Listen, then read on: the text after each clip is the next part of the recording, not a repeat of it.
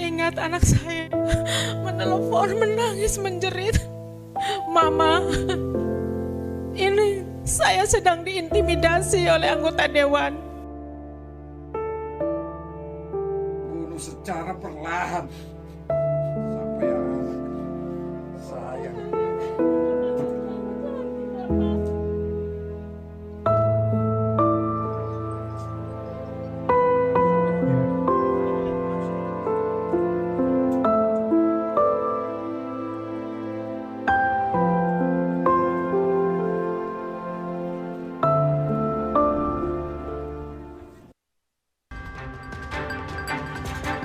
Saudara, lewat goresan tinta, seorang dokter muda di Timur Tengah Utara mengungkap dugaan intimidasi yang dialaminya.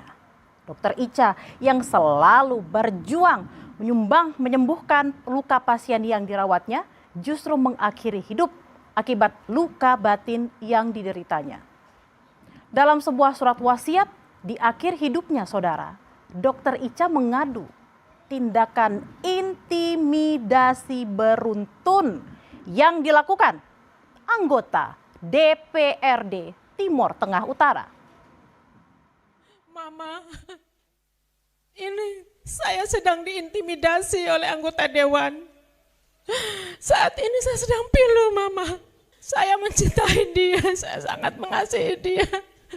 Dalam hidup saya tidak pernah terpikir, bahkan saya tidak pernah mimpi sekalipun hal ini akan terjadi pada kehidupan anak saya."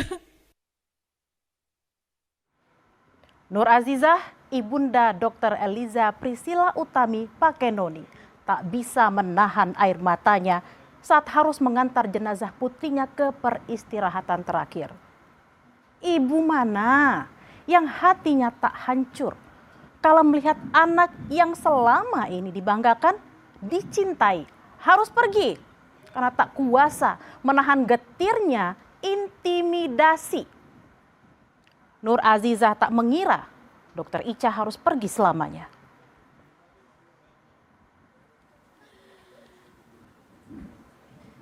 Sebelum Dokter Ica pergi, saudara, Nur Azizah mendengar cerita pilu adanya intimidasi dari oknum anggota DPRD Timur Tengah Utara saat ia menangani pasien keracunan bisa ular.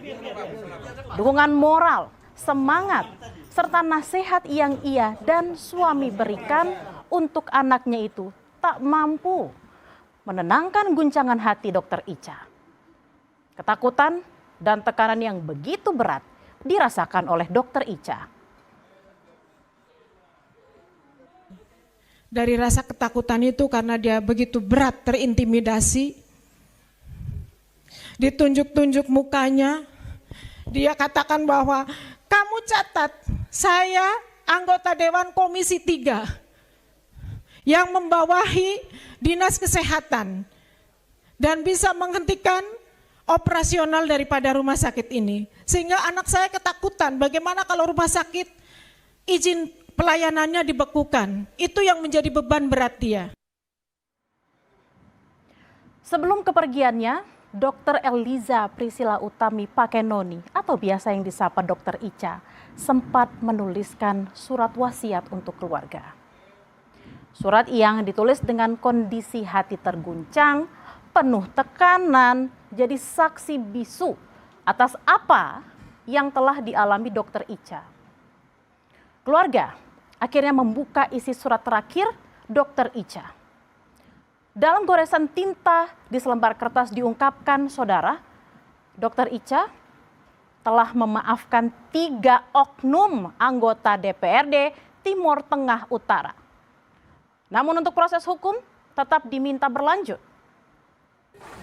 Lanjut lagi di situ bahwa dia mau kembali ke Eva itu dia tidak masih trauma untuk bertemu dengan 3 orang itu dia trauma. Lalu terakhir, tapi ini satu narasi di situ, itu yang terakhir itu dia mengampuni 3 anggota dewan ini, tetapi tidak dengan proses dugaan tindak pidana yang mereka lakukan. Demi mengungkap dugaan intimidasi yang dialami Dr. Ica, Polres Timur Tengah Utara langsung melakukan investigasi, saudara. 3 orang oknum anggota DPRD Timur Tengah Utara telah diperiksa polisi. Sejumlah barang bukti juga telah dikantongi termasuk barang bukti dari Rumah Sakit Leona. 3 orang oknum anggota DPRD TTU telah dilakukan pemeriksaan oleh Polres Timur Tengah Utara. Ya, benar. Ada sekitar 24 pertanyaan. CCTV di Rumah Sakit Leona, apakah benar sudah diamankan oleh pihak kepolisian, Bu? Ya, benar sudah kami amankan. Salah satu anggota DPRD Kabupaten Timur Tengah Utara, Veronica Lake, yang namanya terseret dalam kasus ini, saudara, mengklarifikasi dugaan intimidasi kepada almarhumah Dr. Ica. Ia menjelaskan saat kejadian ia diajak 2 rekannya untuk menjenguk pasien yang merupakan kerabat salah satu anggota DPRD. Menurut Veronica, ia tidak mengetahui adanya intimidasi saat dirinya tiba di rumah sakit. Perdebatan antara 2 anggota DPRD dan dokter sudah berlangsung. Ketika masuk ke ruangan IGD, saya melihat perdebatan telah berlangsung antara 2 rekan saya dan dokter. Terkait perkataan panggil wartawan saja, itu saya maksudkan sebagai usulan dalam percakapan kepada salah satu rekan DPRD agar ada liputan eksternal dan investigatif terkait transparansi pelayanan kesehatan, evaluasi, dan perbaikan kualitas pelayanan kesehatan. Sementara itu, Ketua DPD 2 Partai Golkar Kabupaten Timur Tengah Utara mengatakan Partai Golkar NTT belum bisa mengambil keputusan terkait dugaan intimidasi yang diduga dilakukan oleh kadernya Terensius Lazakar. Namun, pihak pimpinan Partai Golkar di pusat sudah memberikan atensinya dan meminta Golkar di NTT untuk memanggil kader yang bermasalah. Golkar pastikan akan kawal proses hukum yang berjalan dan siap memberi sanksi bagi kader yang bermasalah. Secara prinsip, Partai Golkar itu sudah merespon dalam hal ini langsung oleh Sekjen DPP Partai Golkar.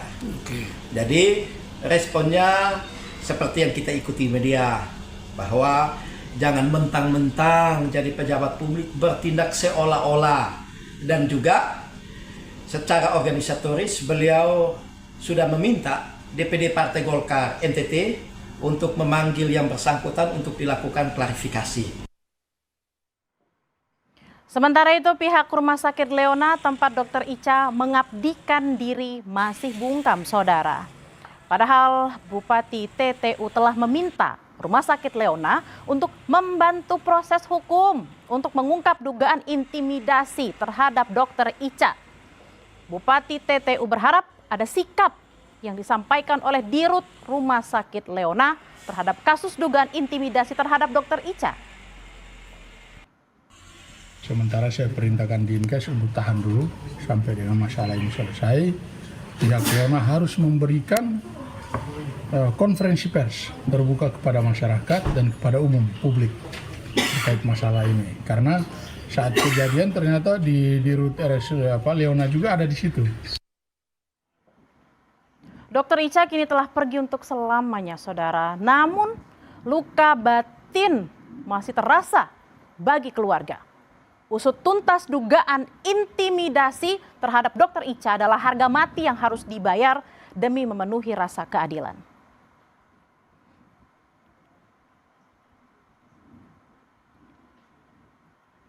Informasi usai jeda, saudara, akibat remblong sebuah truk tangki BBM dan menabrak 3 pengendara motor. 1 orang dilaporkan meninggal dunia.